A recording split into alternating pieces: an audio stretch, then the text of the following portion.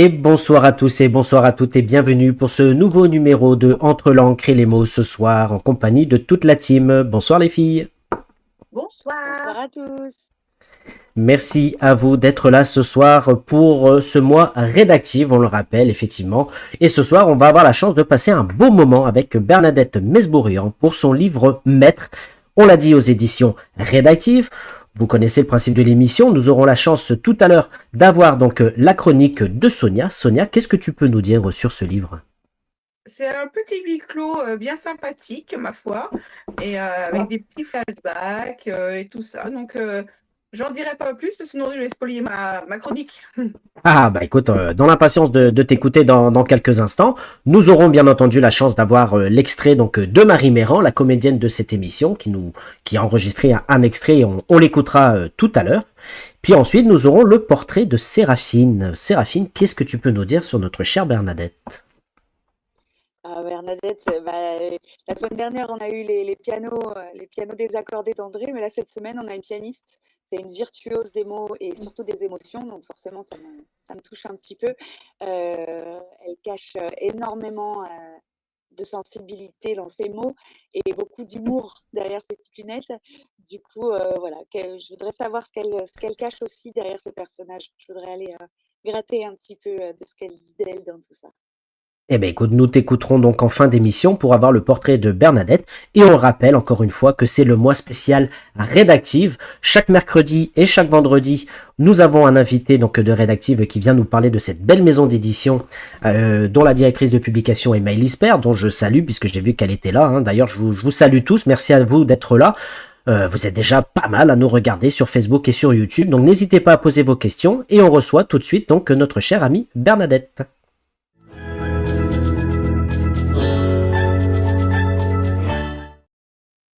Bonsoir Bernadette. Bonsoir Florian. Merci à toi d'être avec nous ce soir, on l'a dit, pour parler donc de ce livre Maître aux éditions rédactives. Donc encore une fois, merci à toi d'avoir accepté notre invitation à venir nous partager avec nous ton univers. Voilà, tu connais le principe de l'émission, hein, donc je salue encore une fois toutes les personnes qui sont présentes. Mais avant toute chose, est-ce que tu peux te présenter, nous dire qui est Bernadette Mesbourian? Bernadette Mesbourian est un professeur qui depuis longtemps a des démangeaisons dans les doigts avec l'envie d'écrire et qui a pu finalement réaliser ce souhait à la retraite parce qu'enfin elle avait le temps. Donc je suis professeur, enfin j'étais, je suis, je ne sais pas s'il faut parler au passé ou au présent, de lettres classiques. C'est-à-dire que j'ai 3 langues, le français, le latin et le grec. Et bien entendu, les littératures qui vont avec. Donc, je vis dans cet univers depuis des décennies, et c'est mon univers. Et ce qui m'intéresse par-dessus tout, c'est de travailler les mots. Ma formation, effectivement, en latin et en grec m'a appris à creuser les mots, à les interroger, à les interpeller, à chercher des réponses en eux. Et souvent, d'ailleurs, je me suis aperçue que ces mots me le rendaient bien, parce que le travail, une fois effectué, je m'apercevais que la pensée, l'émotion, la sensibilité en retiraient beaucoup de finesse et de profondeur. Pourquoi je n'ai pas écrit plus tôt? Parce que d'abord, le métier d'enseignant est un métier très prenant et que j'avais plaisir, même beaucoup de plaisir, à faire aimer à mes élèves, à essayer de faire aimer à mes élèves les textes que moi-même j'appréciais. Parce qu'aussi, j'ai été sollicitée dans la vie, c'est toujours le cas d'ailleurs, par de multiples choses, les voyages, ma famille, le sport, donc une multitude de choses qui remplissaient le temps et qui continuent à le remplir. Voilà. Eh bien écoute, en tout cas, merci beaucoup pour cette belle présentation. Et tu vois, il y a déjà pas mal de questions qui arrivent. Encore une fois, merci à tous d'être présents. Marie Le Merchant qui est avec nous et qui nous dit « Quelles ont été tes principales inspirations pour écrire ce roman ?» Je dirais que c'est moi-même. C'est-à-dire que j'ai puisé en partie dans mon expérience, dans ce que j'ai vécu, dans ce qu'on m'a raconté, dans ce qu'on m'a transmis, les données en fait qui ont fait naître ce roman. J'ai effectivement vécu dans une famille dysfonctionnelle pas seulement la mienne d'ailleurs, mais j'ai pu fréquenter d'autres familles où les difficultés étaient très présentes. Et j'ai eu envie à un moment donné de travailler ce sujet. Ce n'est pas pour autant une autobiographie, c'est-à-dire que la vérité de mon personnage, ce secret qu'elle cherche, ce n'est pas le mien, par chance. Mais effectivement, j'ai eu envie d'approfondir tous ces personnages, ces situations que j'avais pu connaître ou dont j'avais été témoin. Et j'ai voulu chercher à développer le plus possible ces situations donc, que j'avais vécues ou dont on m'avait parlé. Voilà, quelle est la principale source d'inspiration. D'accord. En tout cas, merci à toi et merci Marie pour votre question. Hein. Donc n'hésitez pas tous à poser vos questions, on les pose en direct. Donc on l'a dit, tu vas venir nous parler de ce livre, mais avant de parler de ce livre aux éditions Rédactives, tu avais écrit un précédent roman dont on voit le visuel à l'écran qui s'appelle Les Fièvres de Moïse. Est-ce que tu peux nous en parler, nous dire un petit peu de quoi ça parle?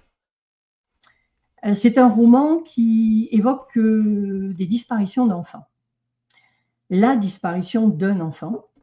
Je me suis inspirée de faits réels que dont j'ai eu connaissance d'assez près dans les années 90 à peu près, dans les Alpes de Haute-Provence.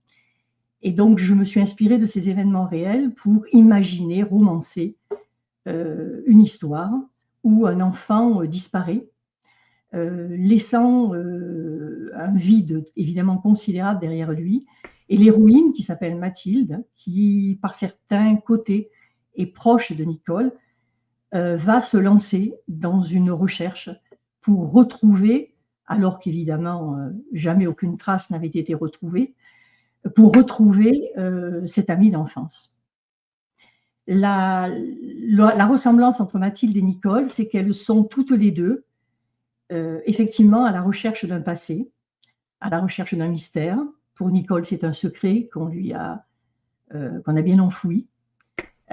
Pour Mathilde, c'est un secret qui reste un secret pour tout le monde. Et l'une et l'autre vont en fait faire un cheminement intérieur. C'est-à-dire que la recherche de ce secret ou de cette disparition ou de ce mystère va se transformer pour l'une comme pour l'autre en une recherche intérieure absolument indispensable. D'accord. Il y a une question intéressante de Malice, puisque tu parles du personnage de Nicole, qui nous dit, tu parles de ton personnage en désignant Nicole, je suppose, mais quelle est la place d'Anita qui me semble centrale? Alors Anita, c'est effectivement la mère de Nicole, et c'est, on va dire, le personnage déclencheur de toute l'histoire, puisque c'est elle qui va introduire dans le roman, je dirais, la première souffrance, ce que j'ai appelé la souffrance en héritage.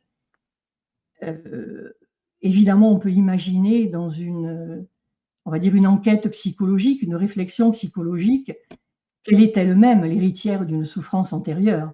C'est assez vraisemblable. Mais ça, je ne le raconte pas. C'est une autre histoire. Donc, Anita, c'est la mère qui va initier, en fait, dans l'histoire, cette souffrance qui va progressivement passer de génération en génération, donc à ses enfants, puis à ses petits-enfants. Donc, Anita, a effectivement un rôle central. De plus, c'est un personnage extrêmement complexe. Je l'ai voulu complexe parce qu'elle va jouer un rôle très important auprès de tous les membres de sa famille, auprès de Nicole, auprès de son fils, auprès de son autre fille, auprès de son mari. C'est quelqu'un qui va en quelque sorte tisser tout un réseau, un peu comme une toile d'araignée, dans laquelle les personnages, mes personnages, donc sa famille, se laissent prendre, se laissent piéger par des manipulations, par des mensonges, par des vérités cachées, par des chantages. Donc oui, c'est un personnage central. C'est le personnage initiateur de l'histoire. D'accord. En tout cas, merci beaucoup pour tes réponses et merci Maëlys pour cette question. On va juste revenir sur sur le prochain, hein. Ah, attends, il y a encore une question. Eh oui. Quelle est ton analyse du secret de famille? L'as-tu expérimenté de près ou de loin et pourquoi ce thème? Rajoute Maëlys. Le secret de famille, non, je ne l'ai pas expérimenté personnellement. Comme je l'ai expliqué tout à l'heure, je n'ai pas été confrontée à une situation de ce type où on m'ait personnellement caché un secret. Disons que avec cette démarche psychologique qui est la mienne et avec cet imbroglio très complexe dans les relations intrafamiliales, ma démarche a été de chercher quel pouvait être l'aboutissement, j'allais dire la monstruosité, dont pouvait accoucher un tel dysfonctionnement. Donc c'est par mon imagination, et uniquement par mon imagination, que je suis allée vers ce fameux secret qu'évoque Maëlys. Alors, je pense aussi que je ne suis pas allée par hasard vers ce secret. Il aurait pu se passer des tas d'autres choses.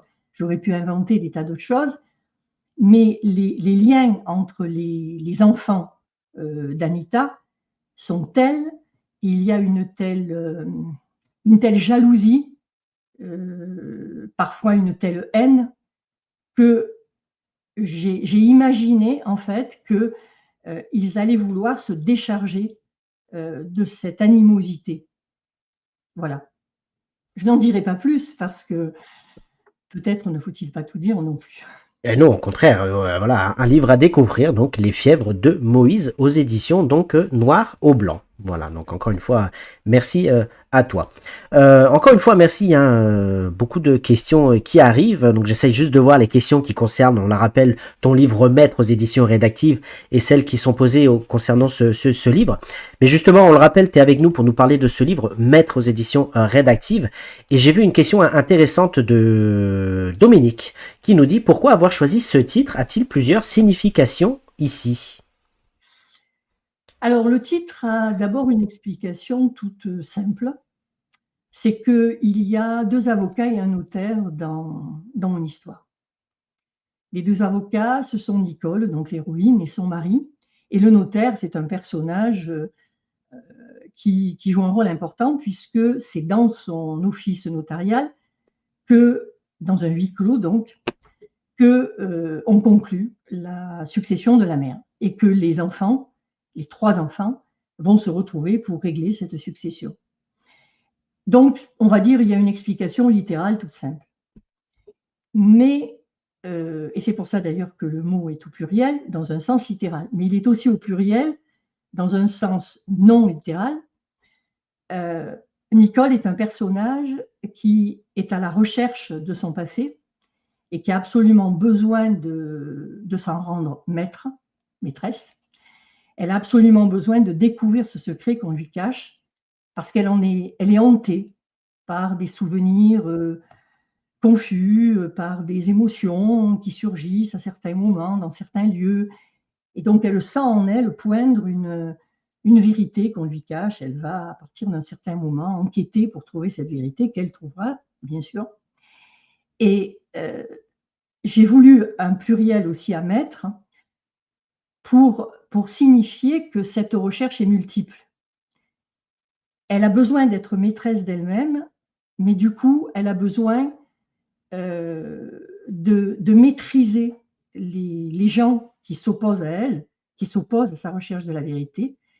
Elle a besoin, d'une certaine manière, de les convaincre, de lui dire la vérité. Et donc, cette maîtrise va prendre différentes formes. Voilà. Eh bien, écoute, J'espère merci. que j'ai répondu à Dominique. Mais bien évidemment, en tout cas, merci à toi. Question de Joël Vialade, bonsoir, qui nous dit « Le sujet du huis clos a souvent été exploité dans le roman. En quoi celui de Maître est-il différent ?» Le sujet de Maître, je vois que Joël l'a mis au singulier, donc c'est le sujet de Maître. Non, elle a rectifié effectivement après avec un S, hein, elle l'a rectifié. Ouais, donc c'est du roman dont elle parle. Oui. Le sujet de Maître est différent parce que par rapport au huis clos, parce que le huis clos, lui aussi, est multiple. Il y a le huis clos qui se déroule dans l'office notarial, donc c'est effectivement, je dirais, comme une scène de théâtre. Tout le monde est enfermé là, dans cet office notarial, coincé dans cet univers, à régler une succession. Mais il y a d'autres huis clos. C'est-à-dire que ce huis clos va renvoyer à des huis clos qui ont eu lieu dans la maison familiale. La maison familiale est elle-même un huis clos parce que tous les membres de cette famille vivent un peu enfermés dans un univers étouffant dont ils n'arrivent pas à se libérer. La seule, en fait, qui arrivera à se libérer, c'est Nicole. Il y a d'autres huis clos encore, dont je ne parle pas. Et donc, il faut effectivement se rendre maître de soi, du passé, de l'histoire, pour arriver à sortir du huis clos et à franchir les murailles, à faire exploser toutes les barrières qui empêchent cette liberté. Nicole cherche sa liberté. Il faut qu'elle sorte du huis clos pour être maîtresse d'elle-même. Eh ben, écoute, merci. Ce que je te propose, c'est d'accueillir donc notre chère amie Sonia Robinard qui est avec nous. Rebonsoir Sonia. Bonsoir. Ou Bonsoir, Sonia tout Sonia. court, encore une fois. Ce que je te propose, c'est de lancer ton jingle. On regardera donc, puisqu'il y a une bande-annonce de ce livre, et ensuite on écoutera donc ta chronique.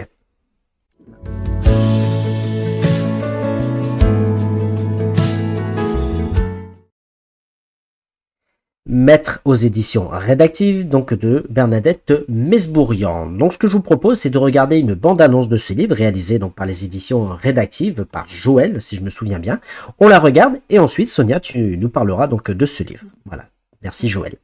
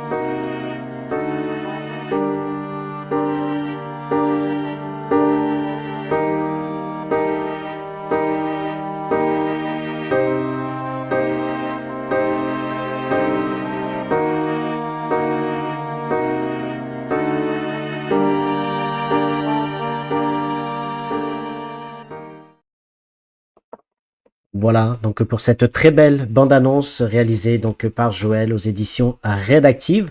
Sonia, qu'est-ce que tu peux nous dire sur ce livre? Nous t'écoutons. Nicole, Jacqueline et Philippe, 3 frères et sœurs au passé tumultueux. 3 enfants devenus grands qui se retrouvent chez un notaire pour une succession. Nicole a l'esprit ailleurs. Nicole qui se pose des milliers de questions. Nicole qui aimerait être autre part plutôt qu'avec eux. Nicole étouffe dans ce huis clos. Par moments, son esprit est joueur et vagabonde dans un passé tortueux. Et quand elle rejoint la réalité, elle a des envies de rire, de tordre le cou et de s'enfuir loin d'ici.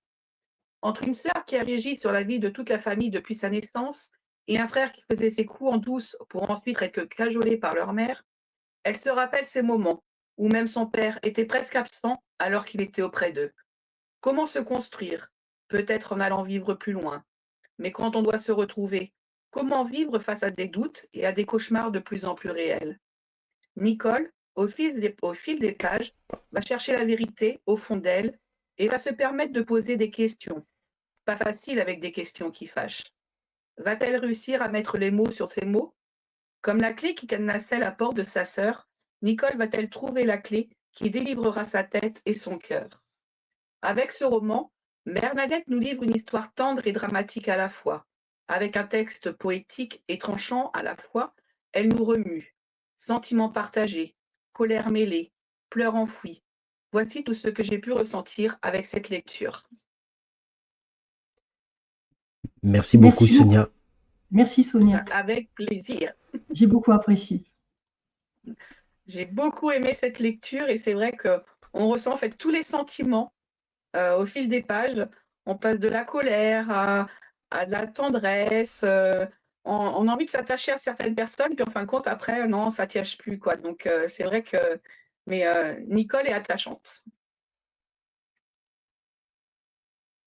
Merci beaucoup, Sonia, en tout cas. Pas mal de questions qui arrivent, justement. On va essayer de les reprendre dans l'ordre. Donc, il y avait une question. En tout cas, merci beaucoup, Sonia. Laurent Alain qui nous dit Bernadette, est-ce que votre métier d'enseignante vous a-t-il aidé pour écrire ce livre? Ah oui, absolument. C'est ce que j'ai voulu dire au tout début en me présentant, puisque ce qui m'intéresse, c'est la langue, ce sont les mots. C'est de chercher avec les mots, avec la richesse de la langue, l'expression la plus juste d'une émotion, d'une pensée. Et les mots sont très, très importants. Je passe énormément de temps à travailler les tournures, le vocabulaire, et c'est ce qui m'intéresse le plus. Et ça, c'est vraiment mon métier d'enseignante, et en particulier l'enseignement du latin et du grec. Parce que l'enseignement du latin et du grec, c'est d'abord l'étude des mots, l'étude de la langue. On ne peut pas faire du latin et du grec sans être accroché constamment aux tournures, à la syntaxe, aux formes verbales. C'est un réflexe constant. Donc oui, c'est sûr que mon métier d'enseignante m'a aidé pour écrire. D'accord, merci beaucoup Laurent pour cette question. Tu parlais tout à l'heure du livre justement qui renvoyait au notaire. Une question intéressante de Marie Le Marchand qui nous dit le titre donc renvoie au notaire. Quel rôle joue-t-il? Humoristique, satirique ou est-il un rouage important du récit?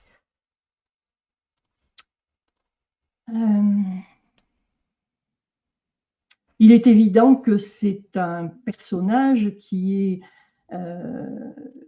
joue un rôle satirique. Oui, c'est sûr. Nicole est extrêmement énervée par la présence de ce personnage. Alors, il y a plusieurs explications. Elle sent la complicité entre lui et son frère et sa sœur. Elle est à l'écart. Alors, elle est à l'écart parce qu'elle se met à l'écart et qu'elle n'a aucune complicité ni avec son frère et sa sœur, ni avec le notaire. Donc, effectivement, elle charge le personnage. Et je le charge avec elle, c'est sûr. Il y a de l'humour aussi parce qu'il a un côté un peu ridicule. C'est un petit bonhomme qui est très, très pris par la litanie de ses textes. C'est un peu normal pour un notaire, mais disons que lui, il est particulièrement accroché à ses formules. Il est extrêmement fatigant à écouter parce qu'il ne met aucune émotion, aucune pause dans la lecture de ces textes notariés. Et donc, effectivement, il y a de l'humour, il y a de la satire. C'est un ouvrage important du récit parce que c'est lui qui mène le huis clos. Donc, en fait, je retiens les 3 formules de Marie. C'est lui quand même qui est l'acteur et qui est le maître de ce huis clos. Donc, il ordonne, il organise. C'est lui, évidemment, qui est le maître d'œuvre. Donc oui, c'est un rouage important en ce sens. Et il va beaucoup contribuer, par son comportement qui agace énormément Nicole, à la faire s'évader précisément. D'accord, merci beaucoup. Sonia, est-ce que tu veux rajouter quelque chose? Voilà, oui, moi, il m'a fait rire parce qu'il fait ses monologues, en fait. Il récite tout, voilà, on manque de souffle pour lui, en fait, quand il récite à quel acte, voilà, c'est... Voilà. Mais c'est vrai que par moments, il est marrant, mais par moments, il tape sur le système, je dois avouer. Ah bah alors, il t'énerve autant qu'il énerve Nicole, alors. C'est ça, exactement. Il y a Maëlys justement qui rajoute, donc chère Sonia, pour en revenir à la chronique de Sonia, la force de Bernadette, montrer que personne n'est tout noir ou tout blanc, rien ne vient de nulle part, exposé mais pas jugé. Voilà, rajoute Maëlys, qui on le rappelle, est directrice de publication des éditions Rédactives, sans qui ces lives, bien entendu, ne seraient pas Je suis disponibles. d'accord. Oui. Voilà. Exposer n'est pas juger, oui. Bien sûr. Merci beaucoup Maëlys. Aurélie Fliedel, bonsoir, qui nous dit une question de Laura Fliedel. Combien de temps vous a-t-il fallu pour écrire ce livre? À peu près, je dirais 1 an et demi, 2 ans. À peu près. Et je l'ai écrit relativement vite. Parce que le premier m'a pris beaucoup plus de temps, ça a bien duré 3 ans. Et le troisième, qui existe, m'a pris aussi 3 bonnes années. Donc celui-ci, effectivement, a été écrit assez vite, mais je dirais que c'est un livre nerveux. C'est un livre qui est sorti un peu comme un jet, avec des souvenirs, des émotions, de ce que j'ai vécu, de ce qu'on m'a raconté, de ce qu'on m'a transmis. Et donc il y avait une espèce d'enchaînement dans le récit et dans l'écriture qui a été beaucoup plus facile d'un certain point de vue que dans les 2 autres romans que j'ai écrits. Merci Laura. Merci beaucoup en tout cas. Donc on rappelle pour les personnes qui nous rejoignent, je vois que ça monte au fur et à mesure, que tu es avec nous ce soir pour nous parler de ce livre Maître aux éditions Rédactives. Et on rappelle également aussi que toutes les émissions sont disponibles en replay sur la page YouTube. Donc n'hésitez pas à flasher ce QR code qui se trouve sur votre écran et vous aurez accès bien évidemment à la page YouTube pour revoir ou voir toutes ces émissions et particulièrement toutes les émissions spéciales rédactives. Tu nous as parlé que tu avais mis à peu près 1 an et demi pour écrire ce livre. Il y a une question intéressante qui nous dit, est-ce que tu peux nous parler de la façon dont tu travailles ton style, particulièrement dans les passages descriptifs de ton livre?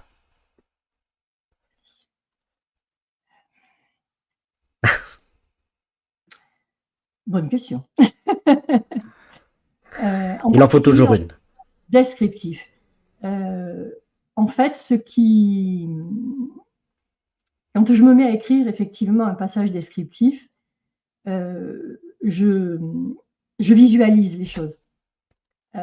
J'ai dans ma tête, dans mon imagination, des images et je cherche à trouver une expression par les mots, par le vocabulaire, enfin par le style. Je cherche à trouver l'expression qui colle le plus à l'image que je me suis forgée et qui est dans ma tête. D'ailleurs, ce n'est pas forcément une image que je me suis forgée. Ça peut être un souvenir d'un paysage, d'une situation qui m'est restée dans l'esprit parce qu'elle m'avait touchée, parce qu'elle m'avait paru particulièrement intéressante. Donc, c'est comme ça que je travaille le style. C'est-à-dire que je vais essayer de faire coller le plus que je peux l'expression à ce que je veux dire ou ce que je veux faire ressentir. Dans les descriptions, je me laisse beaucoup guider par la sensibilité. Je cherche souvent un vocabulaire sensible, comment dire, qui est très au sens précis du terme, c'est-à-dire à l'odorat, au goût, au toucher, à la vue, voilà. C'est ainsi que je travaille. D'accord. Ah, non, c'est bon? Ah, je pensais qu'il y avait eu un bug, autant pour moi, excusez-moi. Frédéric Ricard, bonsoir, habitué de ces lives, merci à vous d'être là, qui nous dit, selon vous, quel a été le sujet le plus dur à écrire pour votre roman? Frédéric veut dire la partie la plus difficile. Voilà, quel a été le sujet le plus dur à écrire, effectivement? Les scènes de conflit. Les scènes de conflit familial. C'est-à-dire lorsque les personnages se heurtent très violemment, et il y en a quelques-uns effectivement dans le roman. Je trouve que c'est très difficile de trouver d'avoir la note juste. C'est-à-dire que quand des personnages se heurtent, j'ai toujours cherché à ce que ce ne soit pas trop violent non plus, mais il faut pourtant que la violence s'exprime. Donc cet équilibre entre la violence nécessaire et, on va dire, l'excès, oui, m'a été difficile à trouver, en effet. D'accord, merci beaucoup Frédéric pour cette question. Une question de Laurent Alain. Attention, préparez-vous. Laurent Alain qui nous dit certaines portes sont faciles à ouvrir, d'autres plus dures et d'autres sont à défoncer sans savoir ce qu'on va trouver derrière. Est-ce que pour vous, il faut les ouvrir à tout prix? Tout dépend de l'enjeu. Des portes faciles à ouvrir, d'autres difficiles, d'autres qu'il faut ouvrir à toute force. Quitte à effectivement regretter d'avoir trouvé ce qu'il y a derrière la porte. Mais tout dépend de l'enjeu. Ma Nicole, elle a un enjeu vital, c'est-à-dire qu'elle ne peut plus vivre avec cette douleur en elle, cette incertitude, cette ignorance. Donc, ben oui, elle défonce la porte sans savoir ce qu'elle va trouver derrière, hein, puisqu'elle force les gens à lui parler, ils refusent.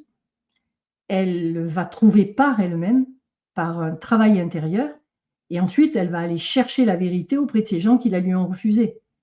Donc oui, elle défonce la porte sans savoir ce qu'elle va trouver derrière, mais pour elle, c'est vital. Donc c'est pour ça que je dis tout dépend de l'enjeu. D'accord. En tout cas, merci à toi pour cette réponse. Tu parles beaucoup de tes personnages et justement, il y a une question intéressante qui nous dit que penses-tu d'Anita? Arrives-tu à la comprendre?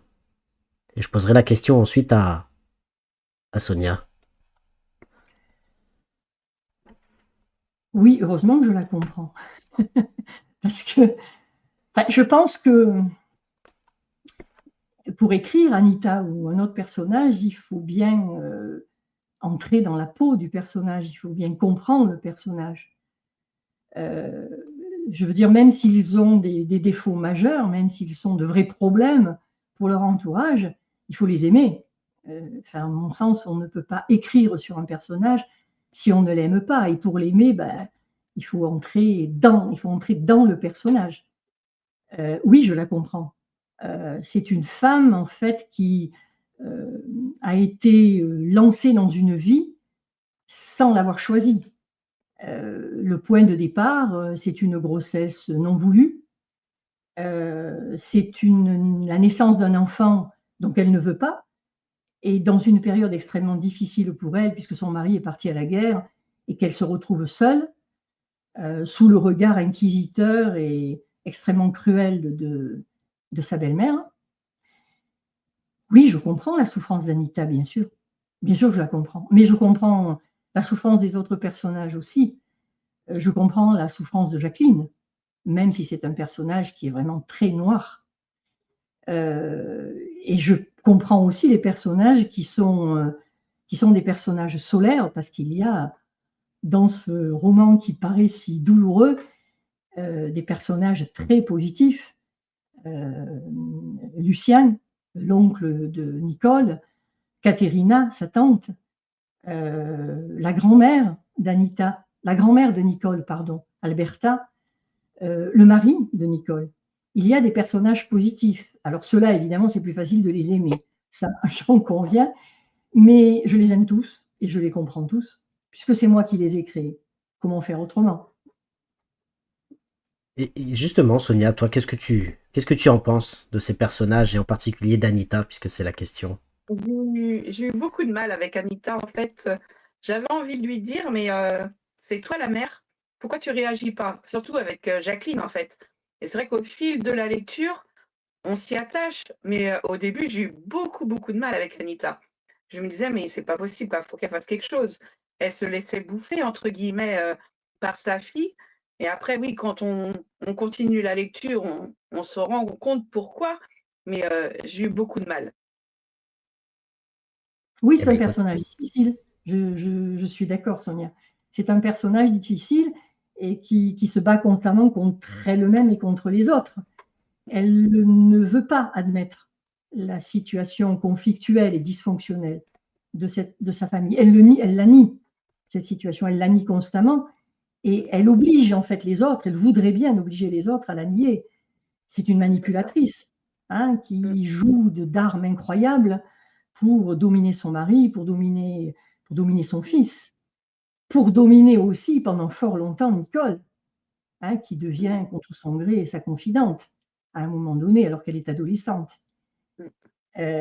J'en conviens, mais c'est quelqu'un qui claque mur en fait, qui veut fermer, qui qui veut refermer sur la famille ses problèmes, qui ne veut pas les admettre. Et donc, elle essaie de les nier, oui.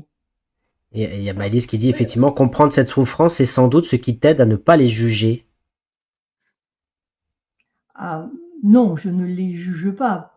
Je ne peux pas les juger. À ne pas les juger, pardon, autant pour moi. Comprendre cette souffrance, c'est sans doute ce qui t'aide à ne pas les juger. Pardon, Maëlys. Oui. Donc, je ne les juge pas, en effet. Mais pour moi, c'est une évidence. Encore une fois, il faut être dans les personnages et donc il faut bien avoir une empathie, même si les personnages que je crée sont extrêmement difficiles. Ça, c'est la première raison. La deuxième raison, c'est que je pense que c'est la réalité. C'est que quand on a une démarche psychologique, on entre dans les raisons, dans les mobiles, dans les causes, dans les conséquences. On entre dans un nœud de contradictions souvent assez complexe. Et donc, on a forcément une attitude de compréhension plus que de jugement, plus que de condamnation. Et puis, encore une fois, la réalité est très complexe. Qui peut se vanter d'être tout blanc? Personne n'est tout noir et on a tous en nous des contradictions, des difficultés, des côtés peut-être pas très sympathiques à certains moments. Il faut aussi tenir compte de cela, de ce qu'est la réalité psychologique. Une question de Joël, puisqu'on est sur les personnages, qui nous dit Bernadette, comment fais-tu pour quitter tes personnages aussi attachants à la fin du roman? Parce que j'ai une autre idée en tête. Lorsque c'est fini, je pars dans une autre direction. Je suis en train de laisser d'autres personnages là se faire leur petit nid dans mon esprit. Et c'est ainsi que je les quitte. Alors, facilement, non, mais je les quitte, oui, pour autre chose. Pour autre chose. Merci à toi. André Dankesi, qui est avec nous, bonsoir, qui était avec nous la semaine dernière, dont on va avoir l'occasion d'en parler dans quelques instants, qui nous demande, Bernadette, est-ce que tu effectues des recherches avant d'écrire? Alors, avant d'écrire ce roman, je ne peux pas dire que j'ai effectué des recherches, mais j'ai une formation psychologique. Donc, en fait, j'ai plutôt puisé dans ce que j'avais appris dans le domaine de la psychologie, dans mes lectures, dans mes contacts. Donc, je n'ai pas vraiment fait de recherche au sens propre du terme, puisqu'en fait, j'avais à disposition le matériel nécessaire. En revanche, pour les fièvres de Moïse, oui, j'ai fait des recherches. J'avais compulsé de longue date des articles de journaux qui m'ont servi à imaginer une histoire de disparition d'enfants. Et dans le roman que j'ai terminé, qui se situe dans un contexte historique, là oui, j'ai effectivement fait des recherches historiques. Donc tout dépend du sujet. D'accord. Marie qui nous dit, d'après toi, le poids du passé n'est-il que fardeau ou bien source de résilience? Beaucoup de questions ce soir, merci à tous. Ben, les deux. Je pense que le poids du passé est d'abord un fardeau, lorsque fardeau il y a. Bon, on peut espérer qu'il y a des gens qui ne portent pas forcément un fardeau, quoique je n'en sois pas sûre, mais bon, espérons-le. Donc le poids du passé, oui, c'est d'abord forcément un fardeau lorsqu'il y a fardeau, mais c'est aussi un moyen de se dépasser. Donc je suis d'accord avec Marie. Enfin, je réponds positivement à sa question. Oui, il peut être source de résilience parce que si on veut justement alléger ce fardeau, il faut bien faire un travail. Il faut bien, quand on est concerné, faire ce travail intérieur et essayer d'alléger le fardeau. Donc, à mon avis, c'est les deux à la fois. Merci Marie pour cette question. Donc on le rappelle que tu es avec nous pour nous parler de ce livre Maître aux éditions rédactives. On va avoir la chance d'ici quelques instants d'avoir donc l'extrait de Marie, mais il y a encore quelques petites questions là assez intéressantes que j'aimerais te poser. Talibanière qui est avec nous, qui nous dit comme il y a du vécu dans ce roman, est-ce difficile de savoir que la famille va le lire? Je ne comprends pas bien la question. Comme il y a du vécu dans ce roman, oui. Est-ce que c'est Ah, oui, difficile, voilà, est-ce que c'est difficile de euh, savoir que ta famille va le lire, puisque tu y as mis dedans du vécu personnel? je ne sais pas si ma famille va le lire, premièrement. Deuxièmement, c'est quand même très romancé, hein. Je ne me suis pas collée au réel. Donc l'histoire l'histoire, enfin même les événements que j'ai pu vivre, à mon avis, sont suffisamment romancés pour s'être éloignés du réel. Si ma famille va le lire, je n'en ai pas la moindre idée. Je n'ai pas cherché forcément des lecteurs dans ma famille, peut-être. En fait, je n'en sais rien. Mes lecteurs sont plutôt des amis que la famille. Voilà. D'accord. Eh ben, merci beaucoup pour cette réponse. Laurent, donc on revient un petit peu sur les personnages. Laurent, il nous demande, Bernadette, est-ce que vous êtes tentée parfois d'arrondir un peu les angles pour que vos personnages ne souffrent pas trop, vu qu'en tant qu'auteur, vous partagez leurs souffrances? Non, non. Arrondir les angles, non. Je raconte l'histoire telle qu'elle me paraît devoir être racontée, en fonction de ce que je ressens, de ce que je pense, de ce qui me paraît utile. Mais non, là, dans ce roman en particulier, je cherche le réel. Je n'arrondis pas du tout les angles pour Jacqueline, qui est sûrement le personnage quand même le plus noir de l'histoire, qui est très, très agressive, très frustrée, obsédée par un certain nombre de choses, en particulier par la propreté, par la pureté. Non, je ne l'épargne pas. Je n'épargne pas non plus Anita, je ne cherche pas à arrondir les angles. Et lorsque je raconte sa souffrance de jeune mère qui doit allaiter son enfant, je pense que je suis assez réaliste. Enfin, du moins, j'ai essayé de le faire. Et de même, lorsque je raconte, alors je dirais en sens inverse, la souffrance de Nicole, je dis en sens inverse puisque c'est elle la victime, je ne pense pas non plus que je cherche à arrondir les angles. Et il y a même un passage dans le roman où on la voit livrer de façon très crue à sa souffrance. D'accord, bah merci beaucoup. Et Laurent qui rajoute un grand merci Bernadette, en tout cas pour la justesse et la finesse de vos réponses. Donc encore une fois, merci et merci aussi à vous tous hein, de vous poser vos questions nombreuses ce soir. Il y a Maëlys aussi qui nous dit c'est cette complexité de l'âme humaine qui m'intéresse autant dans ton livre. Donc vraiment à vous, merci à tous. Sonia, est-ce que tu veux rajouter quelque chose avant d'écouter l'extrait de Marie? Non, c'est très intéressant. Oh, je recommence. C'est très intéressant d'écouter Bernadette et voir justement comment elle a pu façonner ces personnages qui m'ont à la fois touchée et énervée, on va dire. Ah, bah écoute, Un on peu le écoute. but, hein. C'était un peu le but d'arriver Ça a tout à fait effectivement fonctionné. ça m'importe beaucoup effectivement que de toucher le lecteur, voire de l'énerver. Et d'ailleurs, je peux continuer un peu, Florian, pour Mais répondre. bien entendu, mais bien entendu. Et j'ai eu enfin, je m'y attendais un petit peu, mais pas à ce point. J'ai eu beaucoup d'émotions à écouter certains de mes lecteurs qui m'ont fait part effectivement de leurs sentiments et qui m'ont dit se retrouver dans la lecture du roman. Et récemment même, avec émotion, hein, ils me parlaient avec émotion. Certains, évoquant Jacqueline, me disaient « Oh là là, ça me fait penser à ma sœur ». Et récemment, j'ai même eu devant moi, c'était au Cultura à Aubagne, une dame qui m'a dit c'est incroyable, je vis en ce moment avec ma mère exactement ce que votre héroïne Nicole vit avec sa mère Anita. Et cette dame m'a raconté qu'effectivement, on lui avait caché un secret de famille pendant fort longtemps, qu'elle le connaissait maintenant, et que son but, c'était de faire parler sa mère. Elle voulait entendre sa mère lui dire les choses. Donc c'est vrai que j'ai eu des moments de très forte émotion face à un certain nombre de lecteurs qui sont touchés. Eh bien, écoutez, je vous propose à ce moment-là, pour être touché, d'écouter un extrait donc de ce livre. On le rappelle, Maître aux éditions rédactives. par notre invitée du soir, donc Bernadette Mesbourian.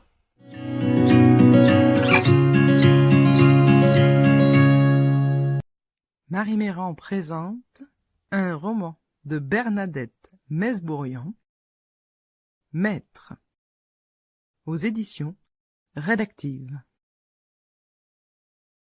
Cher maître, maître, maître, maître de maison, maître d'école, jeu de mots, jeu d'enfant, maître corbeau, maître renard, divertit mon ennui, maître d'œuvre, maître d'équipage, distrait ma pensée, maître de cérémonie, maître d'armes, trompe mon émotion, maître d'escrime, maître coq, berce ma douleur, maître de danse, maître de musique, Kapellmeister, Meister Singer, comptine chante en sourdine, à l'endroit, à l'envers. L'œil du maître, les coups de maître, à carreau, à pique, à trèfle ou à cœur. Et lui, que fait-il de main de maître? De quoi est-il maître au juste? Même pas maître de soi. Et pourtant, que de maîtres claironnés alentour, à qui mieux? Merci, maître, vous pensez à tout. Nous vous faisons entièrement confiance, maître. Heureusement que vous êtes là, maître. Cher maître, tout cela est tellement compliqué. C'est vrai, mais grâce à vous, maître, nous comprenons. L'accent circonflexe chevrotte dans les aigus et les voix belles à l'unisson. Des sourires à des dents déployées, de ces sourires qui vous crispent les zygomatiques. Je voudrais les voir sous peu, traînant loin d'ici leur corps contraint de courbettes courtisanes, lèvres entr'ouvertes, gobant l'air bêtement, pour tenter de détendre leurs muscles endoloris. Ils l'auront bien cherché. C'est le prix à payer pour leur obséquiosité. Obséquiosité triviale et grotesque, à laquelle le maître, majuscule et chevrotement, répond par un sourire de molle gratitude. Pah! Tout cela est répugnant. Que comprennent réellement ces deux-là? Je n'en sais trop rien. En tout cas, moi, je ne lui fais aucunement confiance à leur maître. Ne pas oublier le chevrotement. De petits yeux ronds, parfaitement inexpressifs, quand je dis parfaitement, je veux dire à la perfection, l'absence achevée, totale, pure, en quelque sorte, de toute forme d'expression, pas la moindre parcelle de sentiment, d'agacement, de surprise, d'émotion, pas la moindre lueur non plus, derrière des lunettes tout aussi rondes, dans un visage tout en rondeur, une série monotone de cercles où tourne en rond une pensée mécanique. Dans la transparence des verres, au-delà de ce regard pâle et vide, un engrenage de roues dentées qui s'entraînent les unes les autres, répètent inlassablement un mouvement déterminé une fois pour toutes, sans que jamais ne frémisse même le plus faible espoir d'un innocent grain de sable qui ferait grincer, gémir, tressauter un rouage qui, peut-être, ralentirait la course le temps d'une idée libre, d'une idée mécanocide. Voilà pour cet extrait de Marie Mérand, de Maître aux éditions Rédactives de Bernadette Mesbourian. Bernadette, qu'est-ce que ça te fait d'entendre ton livre lu comme ça? D'abord, je remercie Marie. La lecture est, je trouve, très, très expressive. Elle est arrivée à reproduire les différentes tonalités de tous ces maîtres avec beaucoup de justesse et d'habileté. C'est la première page du roman. Donc, Voilà. Le maître en question qui apparaît après toute cette série de maîtres, c'est évidemment le notaire dans son office notarial qui officie de façon très cérémonieuse, donc, et qui préside la succession. C'était très très bon. Merci beaucoup. Merci à toi Bernadette. Sonia, est-ce que tu veux rajouter quelque chose? Oui, en entendant lire donc le passage là, après je rigolais toute seule parce que ça m'a fait repenser aussitôt au passage avec les fameuses hémorroïdes de Philippe. Et je ne sais pas pourquoi, en écoutant Marie, j'y ai pensé d'un coup. Et du coup, ça m'a fait rire. Et on voit les images, en fait, comme Marie et Lie. Déjà, quand on lit le livre, en fait, les descriptions sont si bien faites qu'on l'imagine. On voit le notaire, on voit le bureau, on imagine un bureau sombre et tout ça. Et c'est vrai que quand Marie le lit en plus, c'est vrai qu'il y a des petits passages comme ça qui me sont revenus en tête et je rigolais toute seule. Voilà, un livre écrit Je- d'une main de maître, nous dit Elisabeth. Merci, Merci beaucoup. Elisabeth. J'aime bien le théâtre. Et c'est vrai que je l'ai dit tout à l'heure, hein, que je visualisais beaucoup les choses et que j'ai tout le temps des images qui défilent dans ma tête quand j'écris. Il y a un côté théâtral dans la mise en scène, oui. Oui, on a l'impression d'être en fait presque un voyeur derrière un rideau et on regarde la scène en fait en lisant le livre. On a l'impression d'être caché derrière le rideau opaque et puis on observe en fait ce qui se passe. Pourquoi derrière un rideau? Je sais pas, je m'imagine derrière, parce qu'on voit les bureaux de notaire, je le voyais très sombre, avec des grands rideaux en fait derrière les Ah fenêtres, oui. je sais pas, par devant les fenêtres, et je sais pas, j'avais l'impression en fait d'être presque caché derrière les gros rideaux rouges, je sais pas pourquoi rouge en même temps, hein, voilà, et en velours et tout ça, puis discrètement, on aperçoit un petit peu ce qui se passe dans le bureau en fait. Je En comprends. lisant ce livre, c'est ce que ça m'a fait penser en fait. Ben justement, quand tu parles de Rouge, on rappelle effectivement que c'est un live spécial rédactive, hein, une maison d'édition basée sur Rousset qui met du cœur à l'ouvrage. Et justement, il y a Maëlys, chère Sonia, qui te met un petit message que je vais mettre à l'écran qui dit « Bravo Sonia, bravo Marie, vous rendez tellement justice à ces textes, merci de mettre votre talent au service de mes auteurs. » Voilà, donc encore une fois, merci Sonia, merci Marie. Qu'on peut le faire. C'est grâce aux auteurs qu'on peut faire ce qu'on aime. Voilà, merci à toutes les deux. Et il y a Laurent qui rajoute « On devine une écriture fine et choisie comme une lame bien aiguisée. » C'est tellement Merci, poétique. joliment dit, Voilà. j'apprécie. Justement, je profite de l'occasion, hein, puisque si on est intéressé pour venir t'écouter, tu seras, chère Bernadette, en conférence, tu seras lors d'une conférence littéraire le samedi 8 mars à 11h à la Madeleine de Marcel, donc une rencontre organisée donc par Dominique Guénin. Et cette conférence aura pour thème famille entre héritage et dysfonctionnement. Donc là, on l'aura compris, c'est vrai qu'avec ce livre, on est en plein dans le thème. Donc voilà, n'hésitez pas à venir si vous êtes dans la région du sud, du côté de Gémenos, à venir rencontrer Bernadette, donc le samedi 8 mars à 11h, à la Madeleine de Marcel. Question de Marie. Marie qui nous demande, Bernadette, peux-tu parler de l'importance poétique et symbolique des chapitres Ascension? Ah oui, très S'il te volontiers. plaît. Les chapitres qui s'appellent Ascension sont justement consacrés à ces personnages que j'appelle solaires.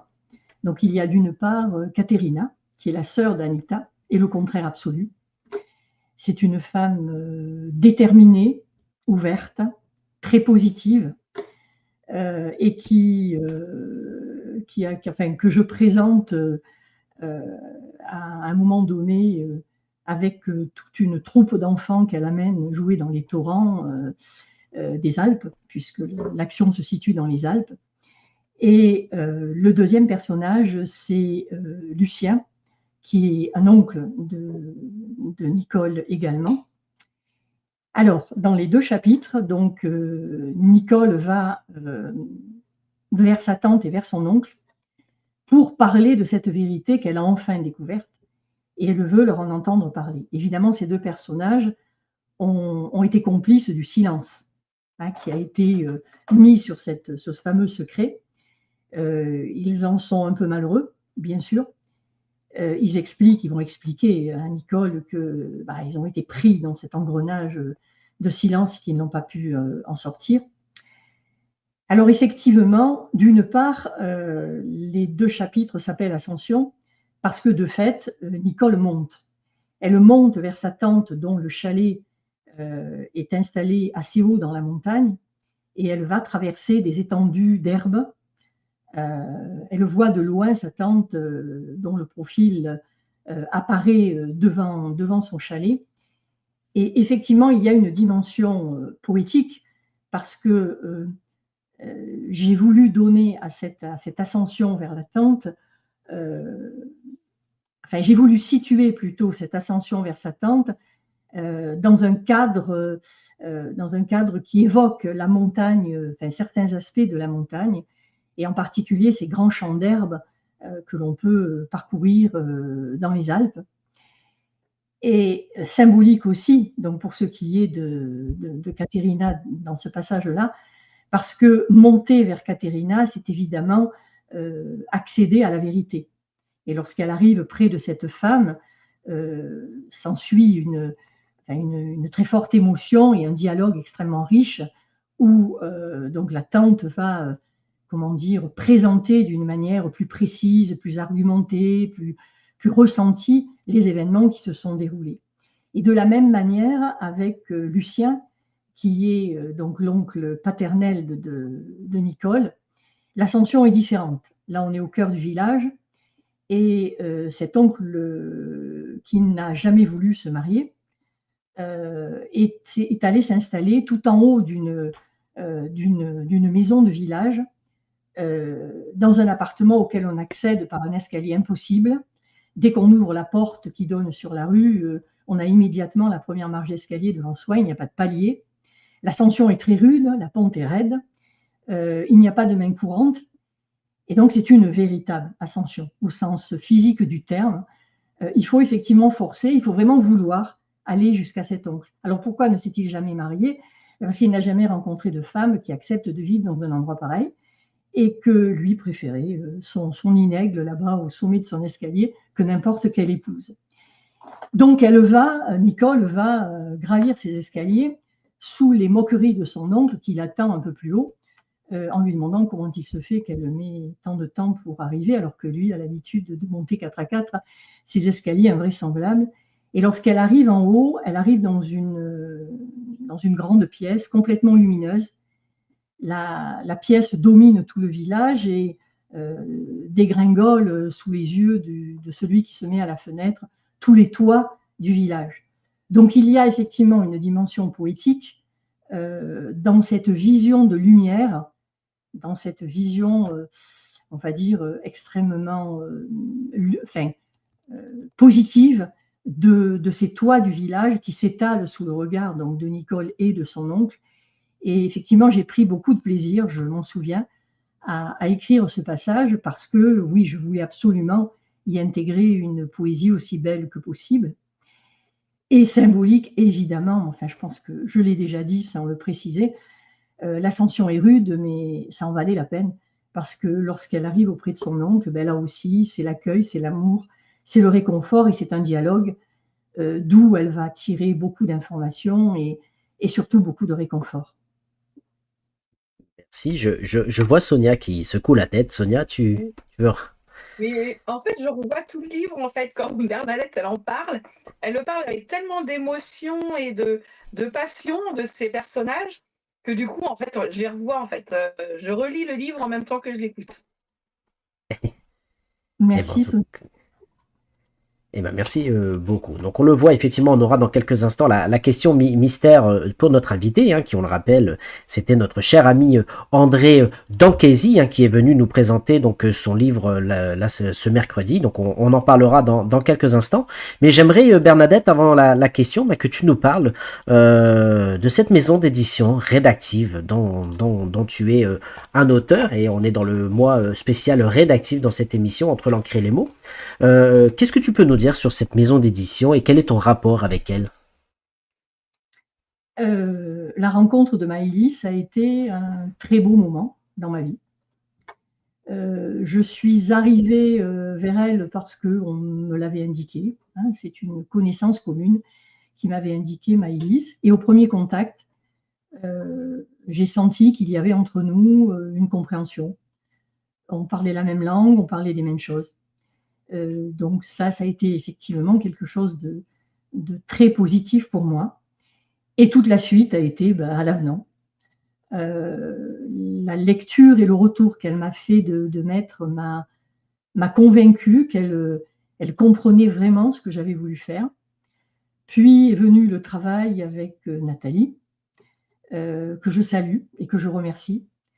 Ce fut un travail plein avec des échanges extrêmement chaleureux, beaucoup de bienveillance, Tout est fait avec délicatesse. Nathalie agit avec beaucoup de délicatesse. On voit qu'elle aime les auteurs de rédactive, qu'elle a envie de travailler dans une bonne ambiance avec eux. Et donc, tout s'est merveilleusement bien passé. Je remercie aussi, évidemment, la personne qui a réalisé la couverture. On peut en parler, d'ailleurs, de la couverture du livre. Mais bien évidemment. Et je dois dire que la première fois que j'ai lu cette couverture, elle m'a surprise, elle m'a choquée. En fait, je n'en voulais pas de cette couverture. Et je me suis aperçue dans un deuxième temps que je n'en voulais pas parce elle correspondait peut-être trop au roman, trop bien au roman, et qu'elle me donnait une image.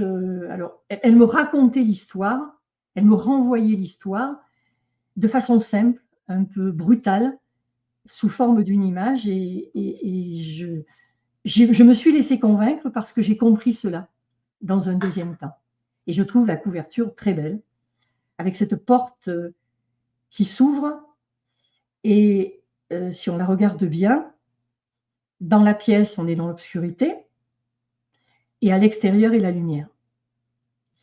Donc, quand on est enfermé dans la pièce, on ne comprend pas, on ne sait pas, on est ignorant. Quand on ouvre la porte, on accède à la lumière. C'est un peu l'histoire du huis clos, de la porte close qu'il faut absolument ouvrir. Quant au petit nounours, je n'en dirai rien. Eh ben, en tout cas, un livre à... Il est très bien à sa place. En tout cas, merci à toi. Et effectivement, Maëlys souligne l'importance effectivement de citer Nathalie Breul, attendez, ça part, correctrice officielle des éditions rédactives. Voilà, on peut aussi citer Joël qui fait ces magnifiques bandes annonces. On peut citer aussi tous les auteurs, dont Séraphine et Thalie qui font beaucoup aussi pour les éditions rédactives, sans oublier effectivement Maëlys Père, la directrice de publication. Grand merci Maëlys d'avoir ouvert le tiroir de maître, nous dit Laurent. Et Frédéric qui nous dit « J'ai déjà rencontré plusieurs auteurs des éditions rédactives et Maëlys, c'est vrai, ils ont un énorme cœur. » Voilà, donc en tout cas, merci à tous. Ce que je vous propose maintenant, c'est d'écouter... Oui, je vois Sonia. Hop. C'est d'écouter donc la question mystère.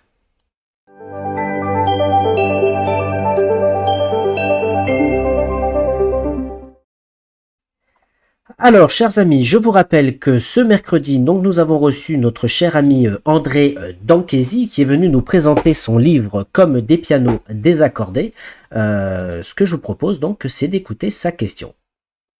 Donc, chère Bernadette, tu adores la Grèce, donc, tout naturellement, j'ai failli oser te demander la recette de la moussaka. Mais j'ai changé mon fusil d'épaule au dernier moment. Voilà donc ma question. À l'instar des roses de la solitude de Jacqueline de Romilly, pourrais-tu choisir un objet familier qui t'évoque un souvenir particulier et précieux? Nota bene, peux-tu, en pièce jointe, m'adresser la recette de la moussaka? Voilà, on remercie donc notre cher ami André Danquesi pour cette magnifique question. Qu'est-ce que tu as envie de lui répondre, Bernadette? Il aura les deux. La recette de la moussaka et non pas un objet, mais 3 objets familiers. Mais je présume qu'on va d'abord donner la recette de la moussaka. Eh bien, écoute, nous t'écoutons. J'ai vu que tu m'avais envoyé donc un visuel. Donc, nous t'écoutons. Je lis? Oui, bien sûr. En exclusivité, la recette de la moussaka de Bernadette. Obéir absolument aux impératifs suivants. Pardon. Premièrement, pour que la moussaka révèle tout son goût, n'utilisez que de la viande d'agneau et des légumes de saison cueillis entre juin et septembre, tomates, aubergines et courgettes. Deuxièmement, confectionnez la moussaka en écoutant du bouzouki. Troisièmement, tenir serré dans sa main gauche un mataki. Quatrièmement, avoir en soi ne serait-ce qu'une parcelle de l'âme grecque. Cinquièmement, Attendre 24 heures pour déguster la moussaka, car elle est meilleure réchauffée. Sixièmement, l'accompagner de rétina. Septièmement, pour clore la dégustation, savourer lentement un café grec, préparé dans les règles de l'art avec un briki. Enfin, et en désespoir de cause, huitièmement, s'inscrire à un stage organisé par Gérard. J'espère qu'André est convaincu.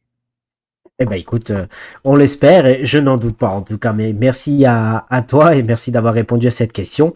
Et encore une fois, on remercie André Danchesi d'être venu nous présenter sa nouvella comme des pianos désaccordés. Et je rappelle aussi qu'il sera en dédicace ce samedi, comme il nous l'avait annoncé dans son live. Donc ce samedi 15 février de 10h à 18h au Cultura d'Aubagne. Voilà, donc venez le rencontrer, on a passé un super moment avec lui ce mercredi.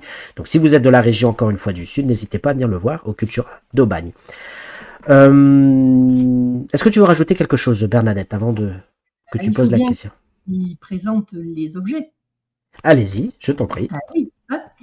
Donc, alors, est-ce qu'on va le voir? C'est le mataki, appelé aussi mathiasma, de la recette. Comme vous voyez, c'est un œil. Vous le verrez un peu mieux peut-être sur ce bracelet. C'est un œil grec. À l'origine, c'est l'œil que les navigateurs, dans l'Antiquité, avaient sur la proue de leur navire, et c'était un porte-bonheur. Ou plutôt, c'était le moyen de détourner le mauvais œil. On dit en grec kakamati, le mauvais œil. Et puis, c'est devenu, mais je suppose que je ne vous apprends rien, un objet très, très apprécié des Grecs. On en trouve un peu partout en Grèce. Donc, un porte-bonheur. Il est aussi très apprécié par les Arméniens de la diaspora. Et ce n'est pas l'aspect superstitieux qui me retient dans ces objets, c'est plutôt ce que cela représente de l'hospitalité grecque, de leur bienveillance, de leur gentillesse, de leur souci de souhaiter aux autres du bonheur et de la prospérité. Celui-ci, d'œil, il est tout petit, mais on le voit, je pense.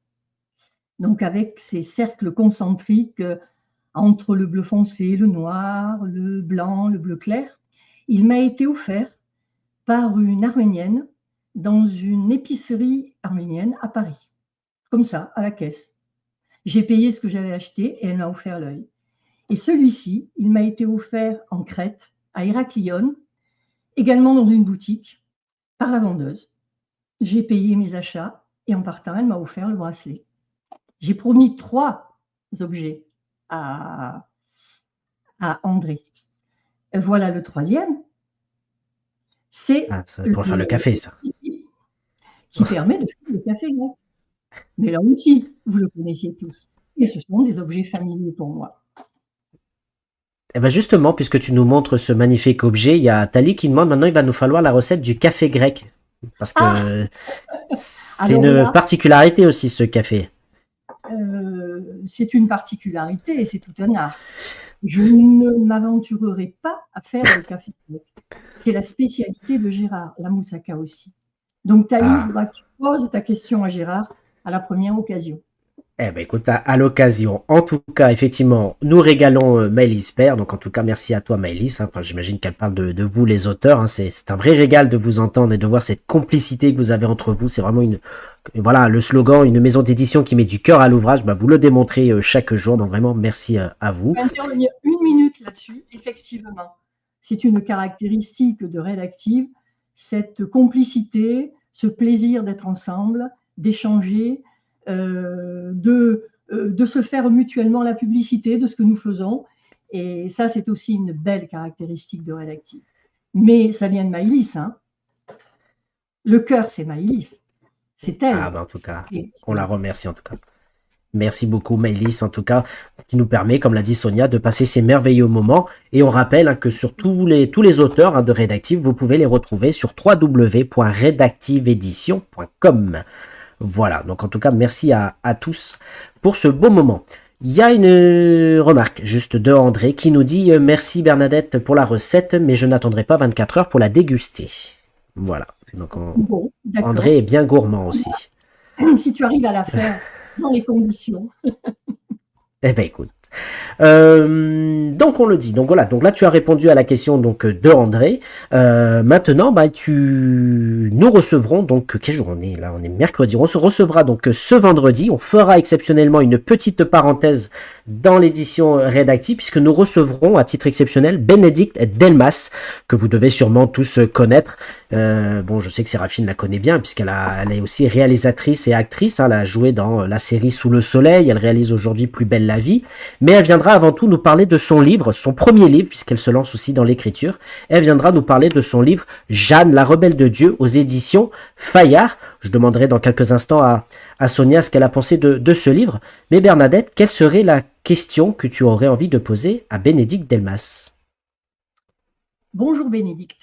Très intriguée par votre roman et son héroïne, je me suis renseignée sur cette femme, Jeanne de Lestonac, qui a vécu au XVIe siècle, s'est opposée à la morale de son temps et a fondé à Bordeaux la première école de filles. J'ai également écouté l'interview que vous avez accordée à la librairie Mola de Bordeaux. Vous dites que votre roman est un roman d'émancipation, que Jeanne est un personnage contemporain, effronté, courageux. Vous en faites l'héroïne du combat pour la liberté des femmes. Si vous le permettez, voici ma question. Quel lien y a-t-il entre le concours de Miss France auquel vous participez en 1992 et Jeanne? Quel cheminement depuis ce concours de beauté, en passant par vos rôles dans des séries télévisées et votre travail de réalisatrice, vous a conduite à mettre en scène une figure emblématique de l'émancipation des femmes? Merci beaucoup Bernadette pour cette question.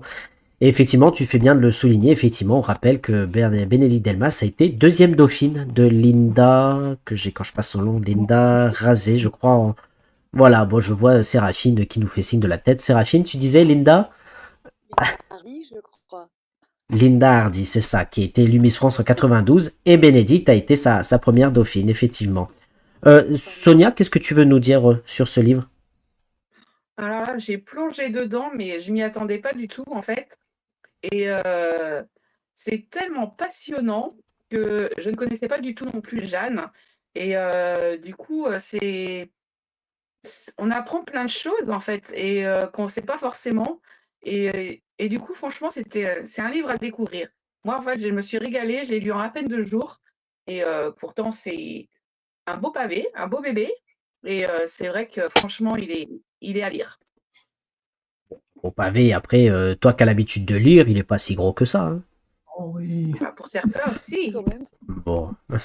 Et bon, en tout cas, bah, merci à toi, Sonia. Donc, on le rappelle, Bénédicte, ce vendredi 14 février. Voilà, il y en a qui iront au restaurant faire la Saint-Valentin et il y en a d'autres qui viendront parler littérature. Voilà. Séraphine, nous écoutons ton jingle et ce sera au tour de Bernadette de passer sur le grill. Oui.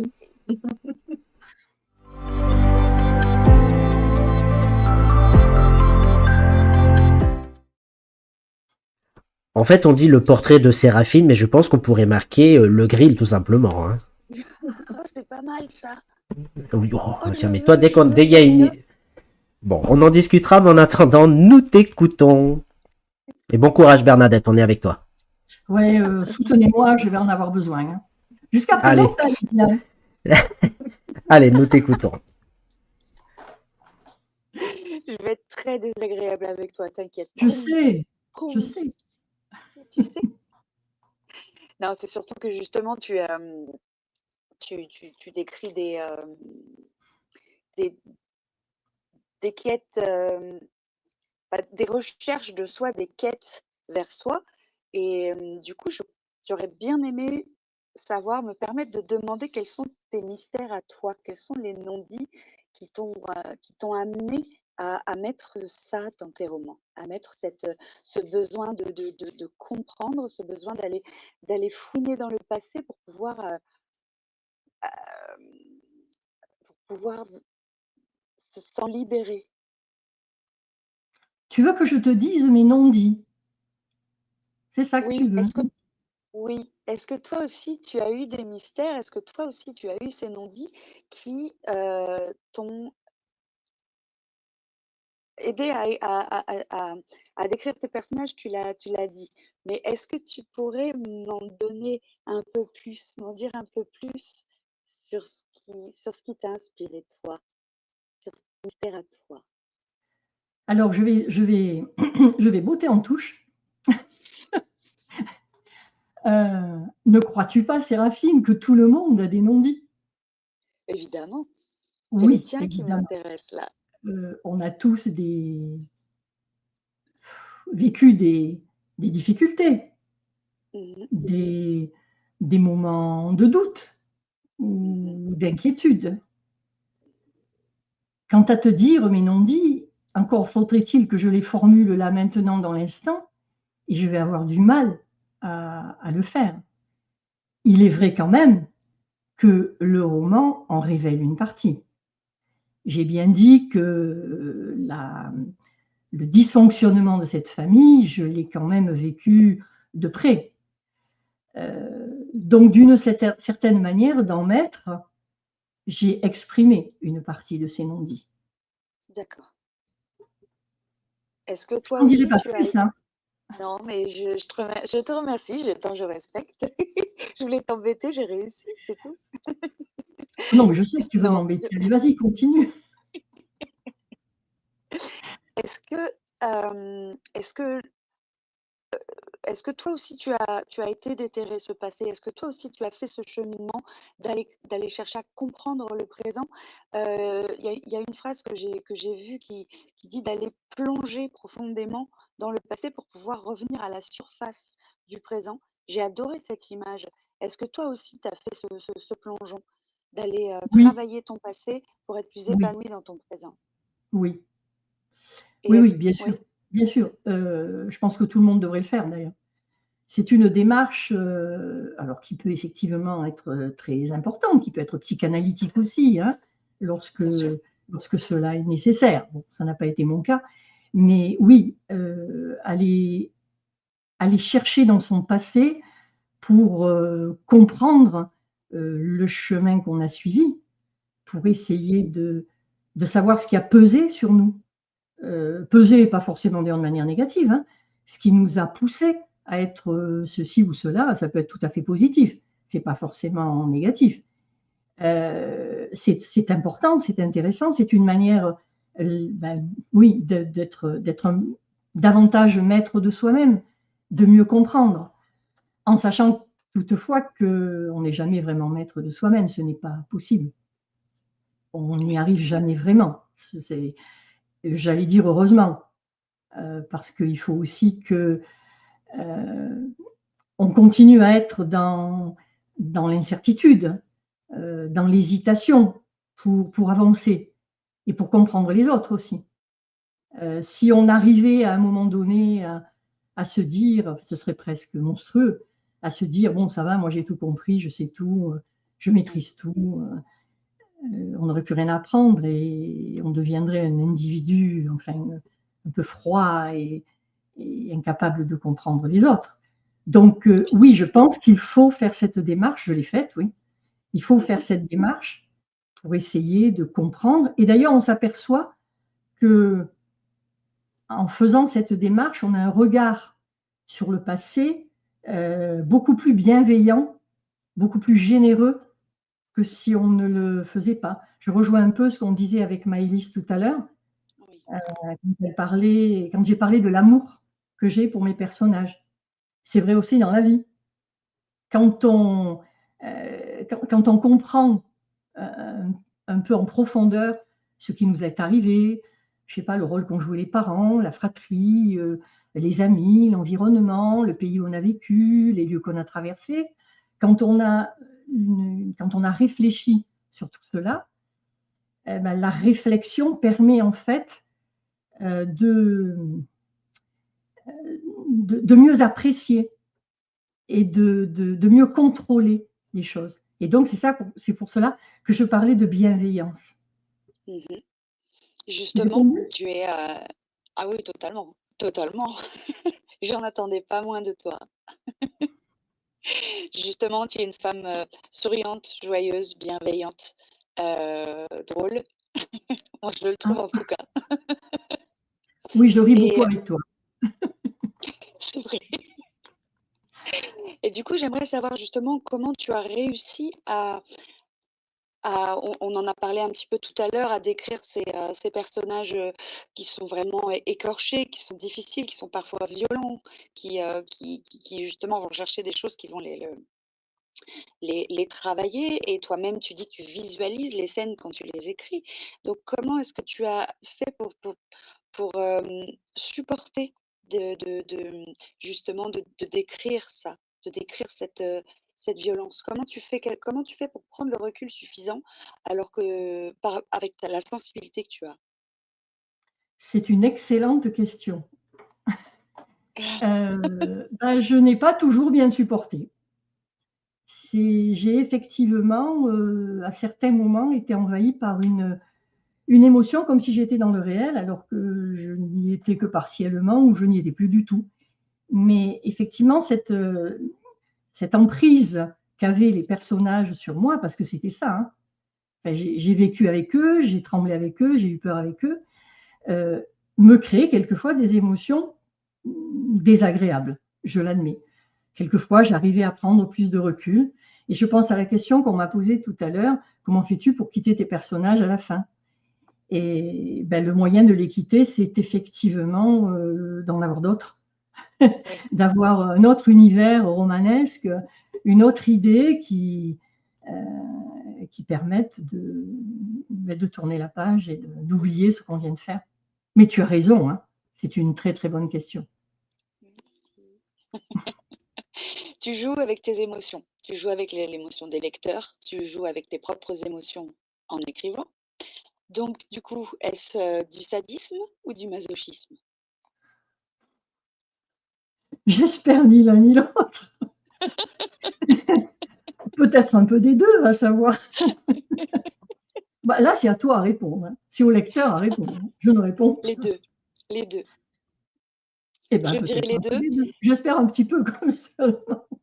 Oui, mais comme tu l'as dit tout à l'heure, on a tous une part lumineuse, une part d'ombre, Oui. et forcément, on joue un petit peu avec les deux et on y joue aussi forcément dans l'écriture. Si on veut justement jouer avec les émotions, on est obligé de provoquer les nôtres. Oui, C'est mais obligatoire. mais écrire, d'ailleurs, c'est forcément entrer dans ce jeu-là, écrire. bien sûr, C'est bien sûr, inévitable. évidemment. Du coup, j'aimerais que tu me décrives, enfin, du moins que tu essayes de me décrire un peu, justement, cette part de lumière et cette part d'ombre chez toi. Comment tu décrirais succinctement la Bernadette lumineuse et la Bernadette noire, sombre, plus sombre? La Bernadette noire, c'est parfois un excès de sensibilité qui me fait réagir très fort, trop fort, à certaines situations qui me révoltent, qui provoquent en moi trop de rejet. C'est une tendance aussi que j'ai peut-être à la dramatisation, mais ça c'est lié aussi à l'écriture. Je pense que ça me sert quand j'écris, mais j'ai une tendance à la dramatisation, à vivre les choses de façon excessive quelquefois. J'en joue aussi. Voilà, je dirais que c'est ce que voilà. La part lumineuse, c'est l'envie de vivre, l'envie de rire, l'envie de m'amuser, l'envie de manger, l'envie de boire, l'envie de rigoler avec toi et avec les autres. Voilà, c'est tout ça. L'envie d'être avec ma petite fille que j'adore, l'envie d'être avec mon mari que tu connais, voilà, l'envie de vivre en fait, ça résume, ça suffit. C'est ça la part lumineuse. Du coup, ça rebondit parfaitement sur ma dernière question. On n'a rien préparé, il faut le dire. Hein. C'est fou, mais non, mais on est trop connectés, tu vois. Hop, à chaque fois, j'arrive à rebondir grâce à tes réponses, tu es formidable. Je voudrais te parler d'un certain rendez-vous que tu as eu sur le parking du McDo à Aubagne. Ah, j'ai eu peur. Et j'aimerais savoir si pendant ce rendez-vous assez important avec ta future éditrice, j'aimerais savoir si ton mari en a profité pour faire des magnifiques photos comme il en a le secret. Absolument pas, mais il aurait osé. on ne connaissait pas Maëlys, mais jamais il se serait permis une chose pareille. Tu sais ce qu'a fait Gérard pendant que je parlais avec Maëlys? Ben, il est allé faire des courses. Il adore aller dans les magasins, acheter des trucs. Voilà, il est allé faire des courses. Ah non, non, il n'a pas. Jamais il aurait osé. C'est dommage. C'est vrai que c'est dommage. Oui, c'est une bonne excuse pour le féliciter, et, pour parler de son talent de photographe. Il a un œil incroyable. Je pense qu'il a un œil à peu près aussi aiguisé que ta plume. Vous êtes bien trouvés sur le sens artistique. C'est gentil ce que tu viens de dire. Vous faites un couple lumineux pour le coup. Vraiment, vraiment adorable. Merci. Je vous embrasse tous les deux parce que je sais qu'il est forcément pas très loin. Il n'est pas très loin, non, je dirais 1 mètre. Donc il prend un compliment pour lui aussi. Bien sûr. Merci beaucoup. Merci Séraphine, merci infiniment. Le portrait de Séraphine, donc merci beaucoup Bernadette, merci Séraphine. Bon, tu vois, c'était pas si douloureux. Non, c'est un grill, on va dire, modéré. C'est un grill pas allumé, comme nous a dit André Danquesi. Sans feu. C'est un barbecue de chamallow. Voilà. Oh. C'est pas mal. Frédéric qui nous dit Séraphine a toujours le sourire, ne change pas. Oh oui. Pendant l'émission, elle a le sourire, ça c'est vrai. En tout cas, merci à toi, Séraphine. On rappelle qu'on peut te retrouver aussi sur les réseaux sociaux, donc sur Facebook essentiellement. Donc voilà, tu partages de temps en temps tes petites actualités. Donc merci à toi. Je tiens aussi Laurent Alain qui nous dit très beau live et très bon moment. Grand merci. En tout cas, merci à vous d'avoir été présent ce soir. Oh non, c'est pas ça. Séraphine, on enlève. C'est bon, on va pas lui faire trop de pub quand même. Donc on rappelle effectivement qu'on avait reçu ce soir donc Bernadette Mesbourian pour son livre Maître, encore une fois aux éditions Rédactive. Donc encore une fois, on remercie cette maison d'édition. Encore une fois, Maëlys, on va nous dire qu'on en fait trop à chaque fois, mais en tout cas, c'est un réel plaisir donc de vous avoir reçu, de t'avoir reçu Bernadette. Et je rappelle qu'on aura aussi l'occasion de te retrouver prochainement en conférence littéraire le samedi 8 mars à 11h, une conférence organisée par Dominique Guénin, auteur de Rédactive aussi, qui aura l'occasion de participer avec toi à cette conférence sur le thème de la famille entre héritage et dysfonctionnement. Donc voilà, donc effectivement ton livre est en plein dans le sujet et Dominique aussi. Donc vraiment une conférence à découvrir et que j'aurai le plaisir d'animer bien évidemment. Merci à toi. Tous les trois et sans oublier Marie pour vos questions, vos interventions. Ça a été un très très bon moment pour moi aussi. Eh ben, en tout cas, merci à toi d'avoir été avec nous. Voilà les questions. Donc, Maëlys qui nous dit merci à tous. Elisabeth qui nous dit merci Bernadette, bonsoir à tous. Laurent Alain, merci Rédactive et merci Malice. Et Tali qui nous dit je n'ai pas vu le temps passer. Merci pour cet agréable moment. Ben, encore une fois, merci à tous. Et si vous voulez prolonger le moment, n'hésitez pas à retourner voir ou à voir les rendez-vous Rédactive et toutes les émissions. Donc, sur la page YouTube, vous scannez ce QR code qui est apparu à l'écran et vous arriverez directement sur la page YouTube. Vous pourrez revoir toutes les émissions avec nos deux acolytes qui sont là, avec des auteurs extraordinaires. Et puis bien entendu, on n'oublie pas Marie qui ne peut pas être avec nous en ce moment, mais à qui on fait de gros bisous. Voilà, je fais pas trop long parce que sinon on va encore me dire que mes remerciements durent 3 jours. Mais en tout cas, voilà, on se retrouve donc ce vendredi, encore une fois, en présence donc de Bénédicte Delmas qui viendra nous présenter son premier roman aux éditions Fayard, Jeanne. Voilà, la rebelle de Dieu. Donc encore un très bon moment que je vous propose de découvrir et de vivre ensemble ce vendredi. Je vous souhaite à toutes et à tous une bonne fin de semaine. On se retrouve donc vendredi. Encore merci Bernadette et merci aux éditions Rédactives. Et je vous dis à vendredi. Ciao, ciao. À vendredi. Au revoir. Ciao, ciao.